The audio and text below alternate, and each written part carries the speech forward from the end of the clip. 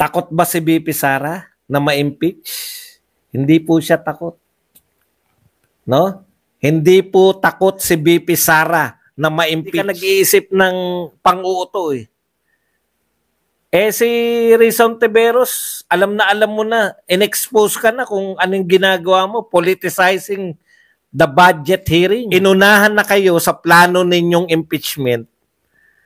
Natural, kinakailangan nyo sumagot na wala kaming planong impeachment. Bakit? Nakakahiya eh. Be careful what you wish for. Gusto nyong impeach? Takot ba si BP Sara na ma-impeach? Hindi po siya takot. No? Hindi po takot si BP Sara na ma-impeach. Be careful what you wish for. Proseso pa lang na impeachment, durog-durog na yung ekonomiya ng Pilipinas. Ang hirap po ng kalagayan nila eh. Attack mode sila dati, no? Duterte yan. Puta, lahat po Duterte. Ngayon, isang salita lang ni BP Sara. Lahat yan politika. Bigla nag-isip ang mga tao. Oo nga, no? Ang tagal tayong ginugoyo ng mga to. Imbestiga kunwari. Nag-imbestiga ba kayo sa 1.4 billion a day? Billion na. Ngayon, ang gusto nyong ipatigil. Ang gusto ni Rizon Tiveros, libro. Ipatigil, ipamimigay sa mga bata para yung bata matutong makipagkaibigan ng tapat. Yung kaibigang walang iwanan. Masama ba yun? Mura lang po. Hindi po pinagkitaan ni BP Sara. Siya author. Wala siyang kukunin na royalty fee. Yung ginastos lang para makapag-create nun, ipamimigay sa mga bata. May mga nagsasabi pa, bakit pera ng taong bayan? Mas malupit po kung kukuha yan sa private. Di ba? Pag may nag-donate niya ng private, magkakautang na loob pa. Pag presidente na yan, babawian. Remember Mel? Remember Milyonaryo? Happy Milyonaryo tayo lahat. Bakit nyo sasabihin na Bakit nyo sasabihin na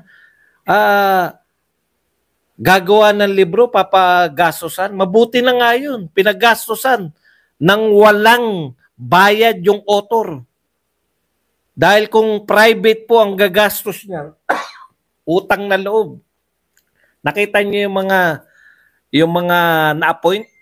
Hindi po dahil sa kanilang kakayahan. Yan yung pagkakaiba ni Tatay Digong. Bakit walang ganong angal?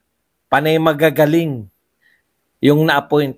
Dito, panay mga donation. Pinakamalalaking donasyon. Di ba? Kada may ma-appoint, malaki dinonate niyan.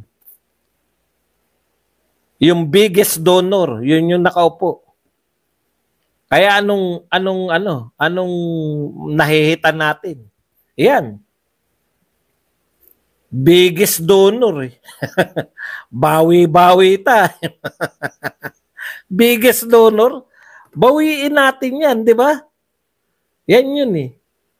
Okay. Alam nyo po, si Amik, padoble, dumistansya lang sila kay Inday pag may argumento. Di po nila kaya si Inday. Mahirap pong kalaban sa argumento yung hindi nag-iisip, kung ito ba ay ganito ba yung sinabi ko noong nakaraan? Hindi. Pag tapat kang tao, magaling ka sa argumento kasi hindi ka nag-iisip ng pang-uuto eh. Si Rizon Tiveros, alam mo na, in-expose ka na kung anong ginagawa mo, politicizing the budget hearing. Pinupolitika mo. Tapos nagmamaang-maangan nyo, simpleng lang, hindi nyo na magagawa yan. Ginawa nyo na yan dati. Hindi makasagot, pinapasa. May tanga nga na naglabas na si POA yung Vice President. Kailan pa nakapapil si POA sa Vice President? Pumapil ba si POA? Spokesperson siya ng DepEd. Wala pa po siyang papel ngayon. In-appoint pa lang. Assuming kayo masyado. Di ba? Assuming kayo. Alam po ninyo, yung pagiging vice president niya, binoto yan, 32 million bumoto dyan. Alam niya yung patakan, lahat sa kanya yan. Alam niya pasikot-sikot ng vice presidency. Unlike sa DepEd, mahirap pumapil. Makakabisado mo ba yan? O ngayon, nakakonsentrate na lang siya sa alam niya. Nagko-concentrate na lang si BP Sara sa trabaho ng vice president. Ano ba trabaho ng vice president? Isang hakbang na lang, presidente na. Yun ang trabaho. Kaya kabahan na yung hahakbangan.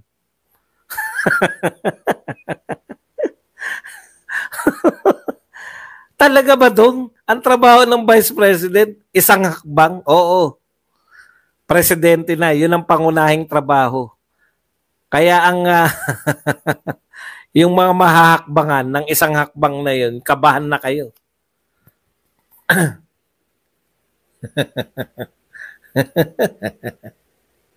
Ay, congrats sa atin. Naka 1,000 likers na tayo.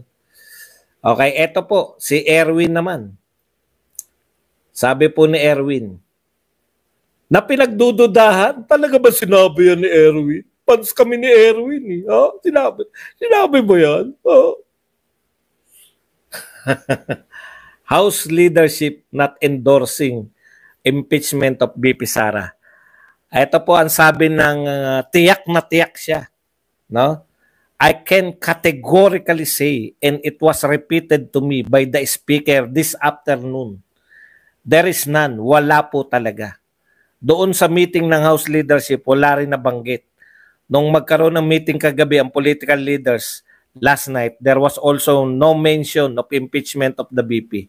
The meeting was all about the lineup of administration, so I really don't know where Madam Vice President Duterte got the information. Kung may nagsasabi sa kanya na there's such thing na ma-impeachment laban sa kanya, he stress. Okay, tamo? Ulitin ko kung may nagsasabi na sa kanya there's such a thing na impeachment sa kanya, the office of the speaker is already saying that there is none. He is stressed. O, stress na si Erwin Tulfo. Dinideny, no? Wala daw impeachment. O, bakit nyo dinideny? Inunahan na kayo ni BP Sara eh. 'Di ba? Bakit nyo dinideny? Yan ang dalawang, kumbaga, kung yung tokhang meron 2 barrel, ito po, 2-sided ng espada ni Sara Duterte. Inunahan na kayo sa plano ninyong impeachment. Natural, kinakailangan nyo sumagot na wala kaming planong impeachment. Bakit? Nakakahiya eh. Ang sunod kasing itatanong, pag hindi nyo dininay na walang impeachment, ang susunod na tatanong, on what grounds? Wala pa kayo eh. Hindi pa nyo nakikita. Inunahan na rin kayo ni BP Sara. Sabi ni BP Sara, yan yung hahanapin nyo, kaya nyo hinihingi yung COA report. Yan yung hahanapin nyo sa COA. Yung mga impeachable offense ko. Pero dahil double-bladed, kaya naunahan na kayo ni BP Sara, naunahan na kayo na sinasabi niya na i-impeach nyo siya ayon sa kanyang source. Natural, magmamalinis kayo. Pero teka lang pala muna, ano yung sinasabi mo bang ay categorically?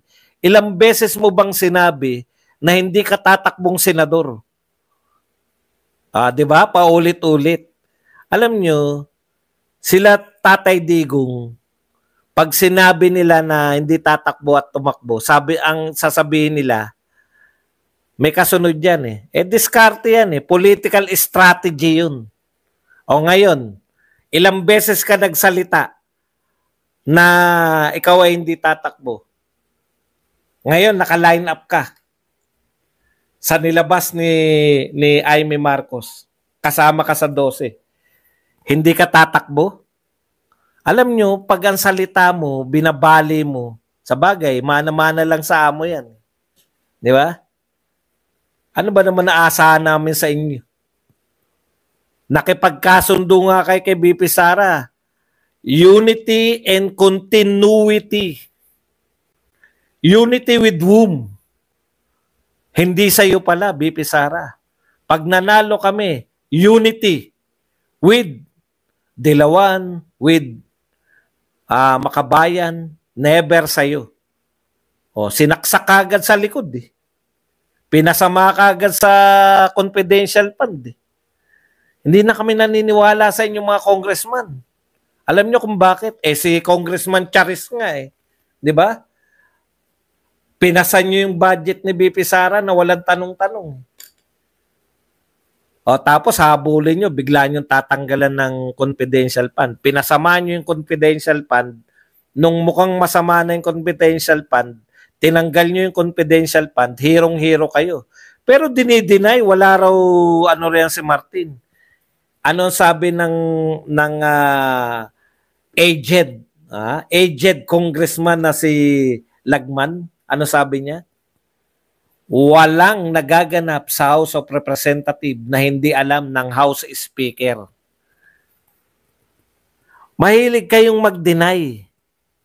Naunahan lang kayo.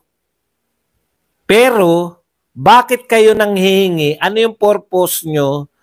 Bakit kayo nanghihingi ng report, COA report doon sa confidential fund ni BP Sara? Bakit? Bakit pinayagan ng House leadership? Kung hindi impeachment, wala pa lang kayong nakikita. 'Di ba? O ano sabi ng House answers BP Sara? Kaya kayo mamumutla kayo sa kasasagot. Panay atake ngayon ng mga Duterte. Nasaan na yung pambato nyo? Si Guban, asan na? May maniniwala pa ba ngayon? Meron bang bagong narinig siya? Heto, Vice President, pinaniniwalaan ng mga tao. Asan na yung mga, ilabas nyo uli, mag-ano uli kayo. May bagong pasabog. Natabunan na yan lahat. Dahil ang pasabog ni BP Sara nakabatay sa katotohanan. Sinong maniniwala sa inyo na wala kayong balak i-impeach si BP Sara? Eh yun ngang sabi-sabi, pinapatulan nyo si Guban eh. Hearsay lang eh. Di ba?